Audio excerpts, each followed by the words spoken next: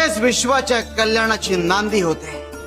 म्हणून स्त्रीची प्रत्येक रूपात पूजा केली गेली पाहिजे. मातेच्या, भगिनीच्या, पत्नीच्या आणि गुरुच्या रूपात. परंतु ही समाजाची शोकांतिका आहे. एक समाज स्त्रीला पायाखाली तुडवतो आणि एक समाज तिला देवाऱ्यात बसवतो.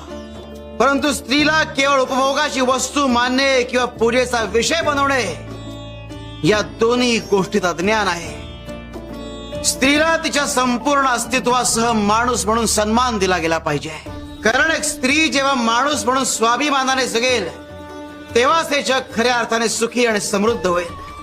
आपल्या संस्कृतीत आकाश हे पुरुष तत्व आहे आणि भूमी हे स्त्री तत्व आहे. आकाश स्थिर आहे पण पृथ्वी सृजनशील आहे.